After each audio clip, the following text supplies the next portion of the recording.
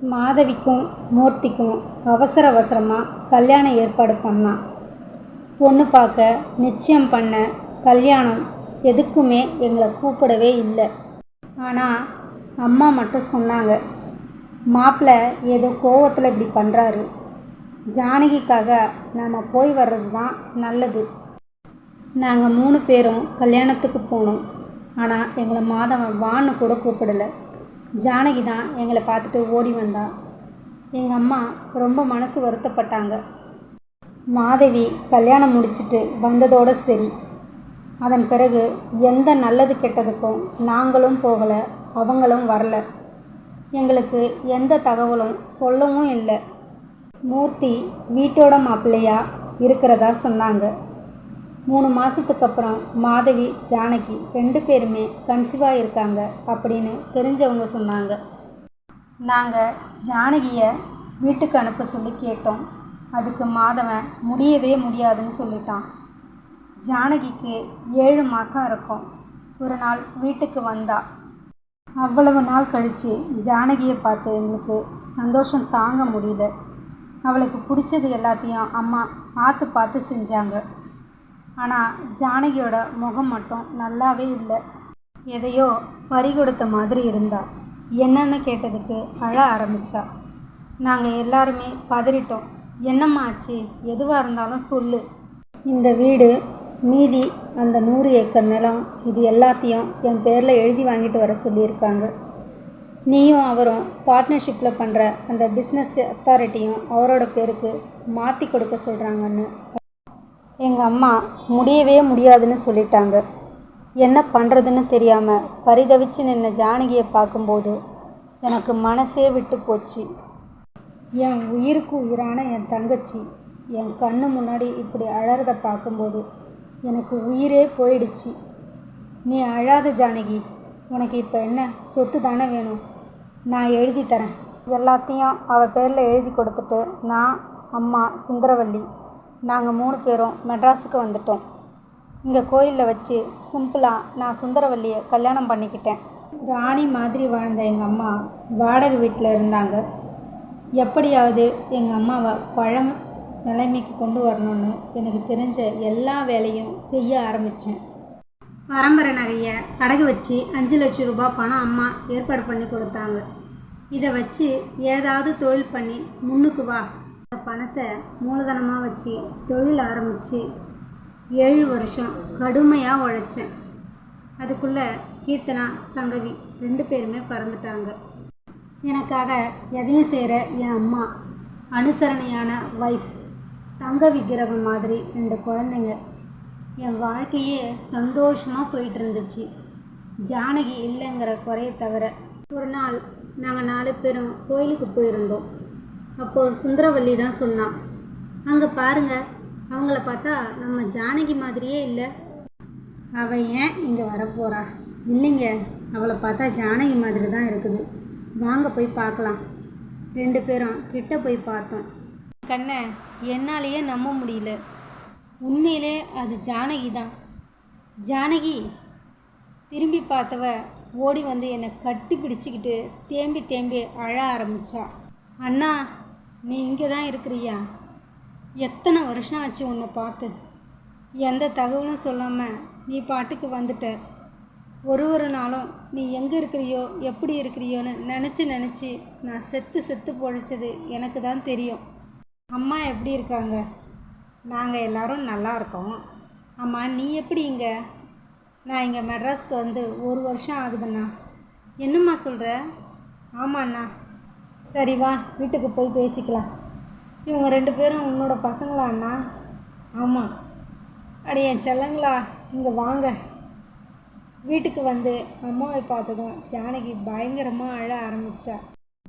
அம்மாவும் ஜானகியை பார்த்த உடனே பயங்கரமாக அழுதுட்டாங்க. எத்தனை வருஷம் ஆச்சுடி உன்னை பார்த்து. ஒன்றே ஒன்று கண்ணே கண்ணுன்னு கருவேப்பிலை பொத்த மாதிரி ஒத்த பொம்பளை பிள்ளைய பெற்றுட்டு நான் செத்து பொழைச்சிட்டேன்டி. ரொம்ப நாள் கழித்து எல்லாரும் ஒன்றா சேர்ந்ததும் அன்னைக்கு வீடு திருவிழா மாதிரி இருந்துச்சு. பழைய கதை எல்லாத்தையும் பேசி சிரித்து அவ்வளவு சந்தோஷமாக இருந்தோம். பையன் எங்கே ஜானகி? அவன் வீட்டில் இருக்காம்மா. மற்றவங்க எல்லாம் எப்படி இருக்காங்க? எல்லாரும் நல்லா இருக்காங்க. ஆமாம், நீ எப்போ மெட்ராஸ் வந்த? நாங்கள் வந்து 1 வருஷம் ஆகுது. என்ன தான் நடந்துச்சு? அது ஒரு பெரிய கதைம்மா. எவ்வளோ சொல்லியும் கேட்காம அவசர அவசரமாக மூர்த்திக்கும் மாதவிக்கும் கல்யாணம் பண்ணி வச்சார். மாதவியும் மூர்த்தியும் எங்கள் வீட்டில் தான் இருந்தாங்க. மூர்த்திக்கு எந்த வேலையும் கிடையாது. ஆரம்பத்தில் எந்த பிரச்சனையும் இல்லாமல் நல்லா தான் போய்கிட்டு இருந்துச்சு. ஆனால் போக போக மூர்த்தியோட போக்கே சரியில்லைன்னு தெரிஞ்சுது. எந்த வேலைக்கும் போகிறதில்ல. எப்போ பாரு காசு காசுன்னு படுத்தி எடுத்துட்டாரு. அப்போ தான் மாதவி மாசமாக இருந்தா. அந்த நேரம் நீங்கள் எப்படி எனக்கு சொத்தை எழுதி கொடுத்தீங்களோ அதே மாதிரி மாதவிக்கும் சொத்தை எழுதி கொடுக்க சொல்லி ரொம்பவே பிரச்சனை பண்ணார் மூர்த்தி. அதோட இவருக்கும் தப்பு தப்பாக சொல்லி கொடுக்க ஆரம்பித்தார். மீதி இருக்கிற அந்த 100 ஏக்கர் இடத்தையும் எழுதி வாங்கிட்டு வர சொல்லி என்னை ரொம்பவே கஷ்டப்படுத்தினாங்க. எனக்கு என்ன பண்ணுறதுன்னு தெரியல.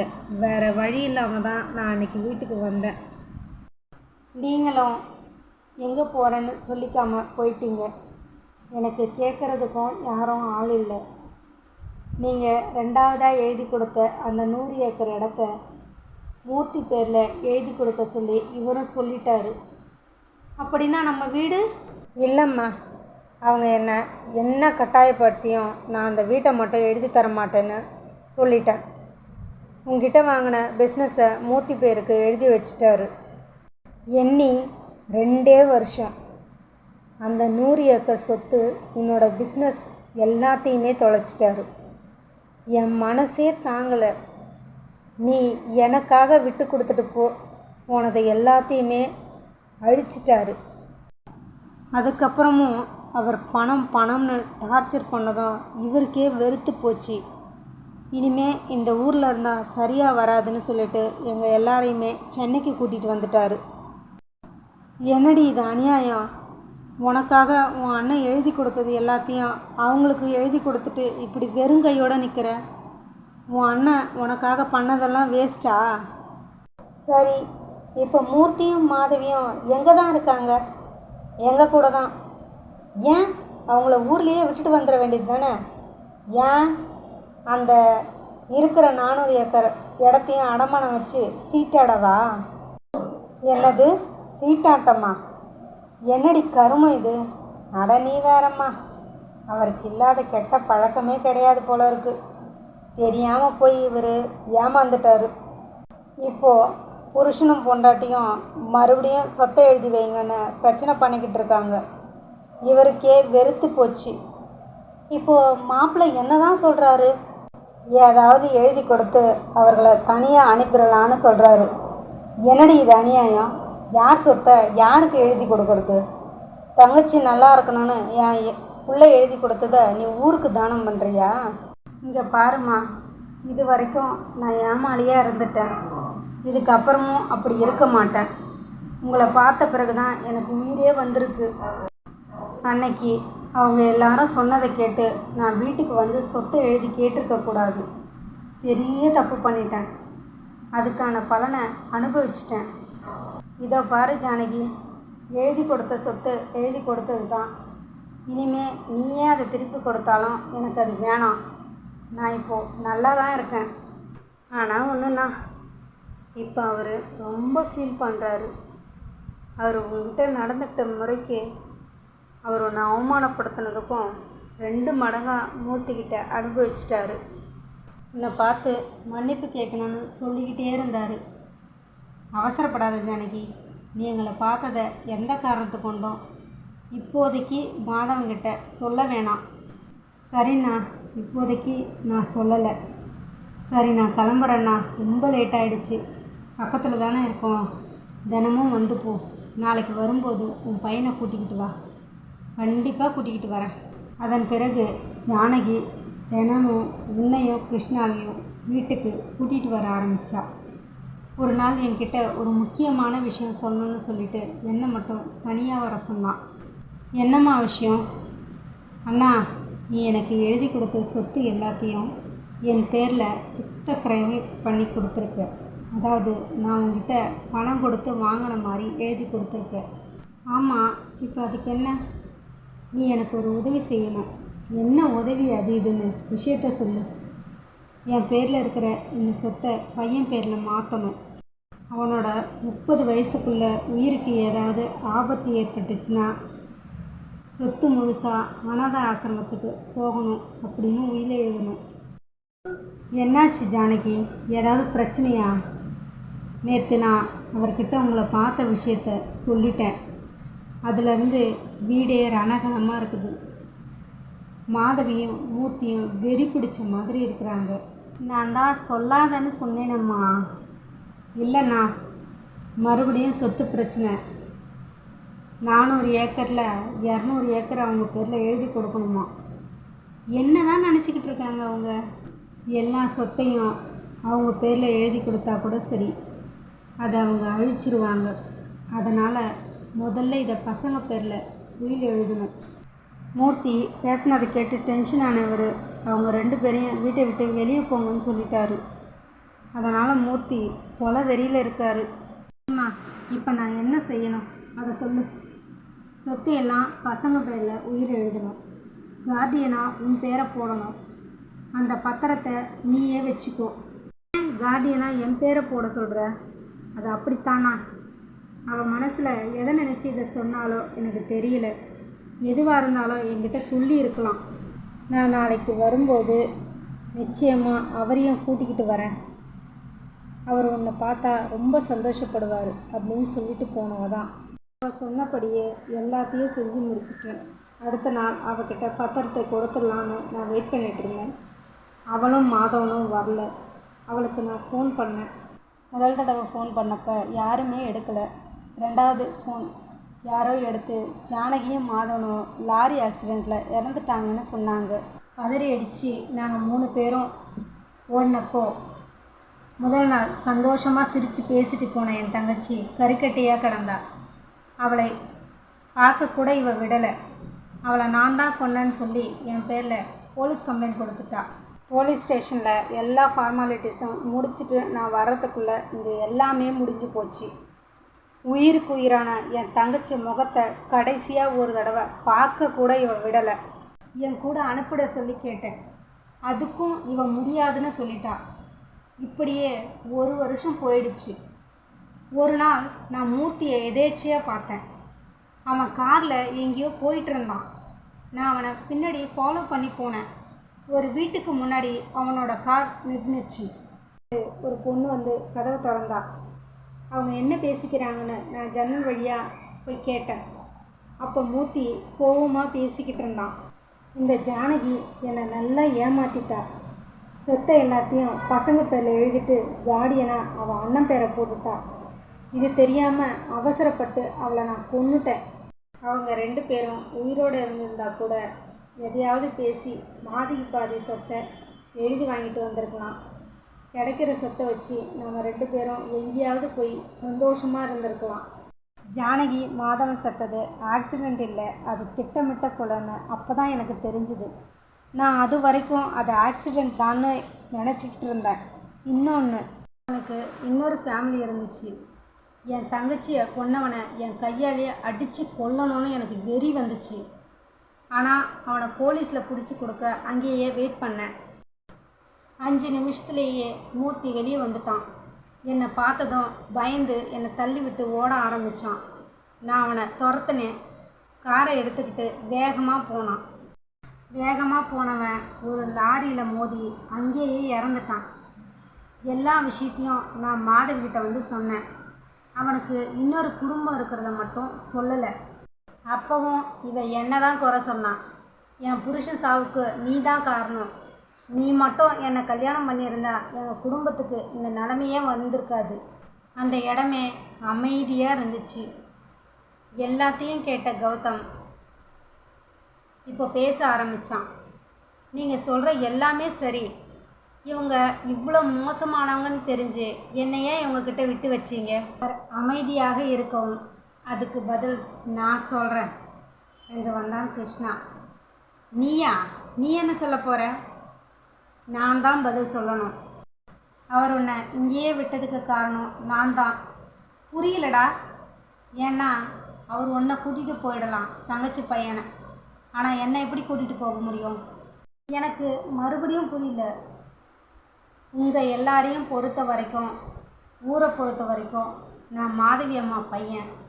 ஆனால் உண்மையிலே நான் மாதவி பையன் இல்லை. நீ என்னடா சொல்கிற? உன்னோட அப்பா தான் என் அப்பா, உன்னோட அம்மா தான் என் அம்மா. நான் உன் கூட பிறந்த தம்பி. கிருஷ்ணா சொன்னதை கேட்டு மாதவி, ரத்னவேலு தவிர மற்றவங்க எல்லாருமே அதிர்ச்சி ஆயிட்டாங்க. நீ என்ன சொல்கிற? உண்மையை தான் சொல்கிறேன். உண்மையா பொய்யான்னு மாதவி அம்மாவையே கேளு. கௌதம் மாதவியை பார்க்க மாதவி தேம்பி தேம்பி அழ ஆரம்பித்தாள். அவங்க சொல்கிறது எல்லாமே உண்மைதான். இங்கே நடந்த எல்லா பிரச்சனைக்கும் காரணம் நான் தான். எனக்கு குழந்தை பிறக்கும்போது ஜானகி அன்னைக்கும் குழந்தை பிறந்துச்சு. அதில் என்னோட குழந்தை இறந்தே பிறந்துச்சு.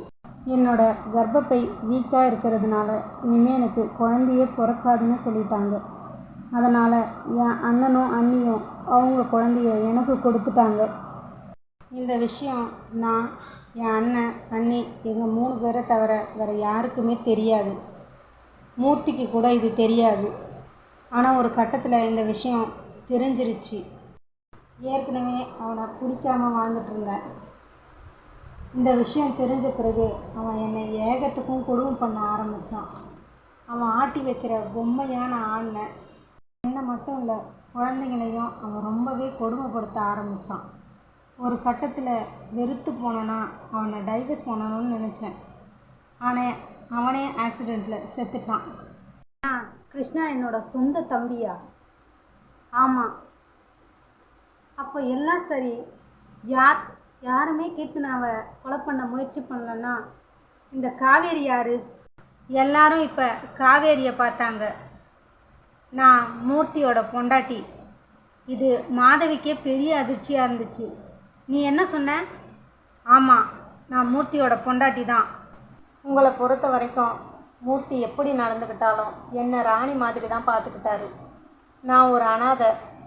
நாங்கள் 2 பேரும் வேறு ஊருக்கு போய் சந்தோஷமாக வாழணும்னு முடிவு பண்ணியிருந்தோம். நீ மட்டும் அன்னைக்கு மூர்த்தியை துரத்துக்கிட்டு போகாமல் இருந்திருந்தா அவர் பயத்தில் போய் செத்துருக்க மாட்டார். நாங்கள் 2 பேரும் எங்கேயாவது போய் சந்தோஷமாக இருந்திருப்போம். நான் அன்னைக்கு உன் முகத்தை பார்க்கல.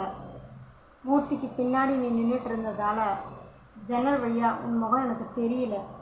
அதனால தான் நீ யாருன்னு என்னால் கண்டுபிடிக்க முடியாமல் போயிடுச்சு. 2 பேரும் வெளியே சண்டை போடுறத பார்த்து தான் நான் ஓடி வந்தேன். நீ அவரை துரத்துக்கிட்டு போன. உன் முகத்தை நான் பார்த்தேன், ஆனால் என்ன நீ பார்க்கல. இன்னைக்கு மட்டும் நீ வராமல் போயிருந்தா அவர் செத்து போயிருக்க மாட்டார். ஆனால் எங்கே போகிறதுன்னு எனக்கு தெரியல. அலைஞ்சி திரிஞ்சு இந்த வீட்டில் வேலைக்கு சேர்ந்தேன். உன்னோட முகம் என் மனசில் நல்லா பதிஞ்சிருந்துச்சு. அன்னைக்கு நீங்கள் வந்து பேசிட்டு போனப்போ தான் இவன் உன்னோட பொண்ணுன்னு எனக்கு தெரிஞ்சுது. எப்படியாவது பொண்ணு பழி தீர்த்துக்கணுன்னு நான் இவன் பின்னாடியே அலைஞ்சேன். அவளுக்கு மட்டும் ஏதாவது ஒன்று ஆகியிருந்தா அந்த ஆண்டவனால் கூட உன்னை காப்பாற்றி இருக்க முடியாது என்றான் கௌதம். இப்போ என்ன பண்ணலாம் என்றான் கௌதம். போலீஸில் பிடிச்சி கொடு என்றால் மாதவி.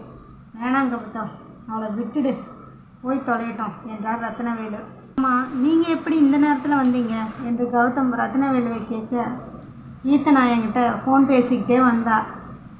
அந்த ஃபோனில் தான் இவள் பேசுனதெல்லாம் கேட்டுச்சு. நான் பதறி அடித்து ஓடி வந்தேன். ஆமாம், நீங்கள் நாளைக்கு தானே வரேன், நீங்கள் எப்படி இந்த நேரத்தில் என்றால் கீர்த்தனா.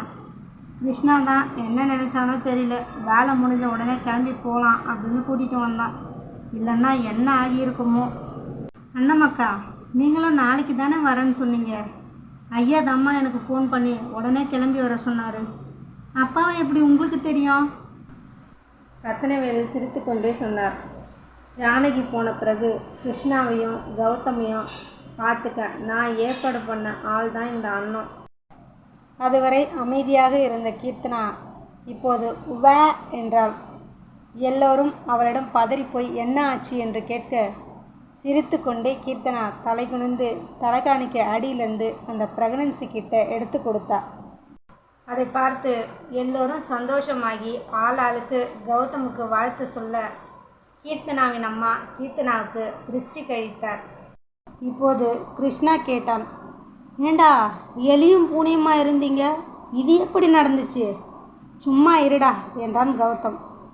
கீர்த்தனா வெட்கத்தோடு தலைகுனிய அந்த இடமே சந்தோஷமாக மாறியது. கீர்த்தனா கௌதமை அர்த்தத்தோடு பார்க்க அவள் கண்களாலேயே சம்மதம் சொன்னாள். அப்பா, நான் உன்னை கேட்கட்டுமா என்றாள் கீர்த்தனா. கேளும்மா. நம்ம சங்கவியை கிருஷ்ணாவுக்கு கல்யாணம் பண்ணி வச்சிடலாமா? உன் அத்தையோட ஆசையும் அதுதான். ஆனால் கட்டிக்க போகிறவங்க என்ன சொல்லுவாங்களோ தெரியலையே. எனக்கு சம்மதம் என்றான் கிருஷ்ணா வேகமாக. எல்லோரும் இப்போது சங்கவியோட முகத்தை பார்க்க சங்கவி தலை குனிஞ்சுக்கிட்டு, உங்களுக்கு சம்மதம்னா எனக்கு சம்மதம்பா என்றாள். எல்லாருக்கும் ரொம்பவே சந்தோஷம். அடுத்த முகூர்த்தத்திலேயே கல்யாணம் வச்சுக்கலாம் என்றார் ரத்னவேலு. ஏன் மாமா, நாளைக்கு நாளான்னைக்கெல்லாம் எதுவும் முகூர்த்தம் இல்லையா என்றான் கிருஷ்ணா. டேய் பறக்காத என்று கௌதம் சொல்ல, இல்லைடா, சீக்கிரம் முடிஞ்சால் நல்லது தானே என்று கிருஷ்ணா சிரிக்க அந்த இடமே சிரிப்பால் அதிர்ந்தது. மாதவி ரத்னவேலுவிடம் மனதார மன்னிப்பு கேட்க, விடு மாதவி, எனக்கு ஜானகி எப்படியோ அப்படித்தான் நீயும் என்றார் ரத்னவேலு.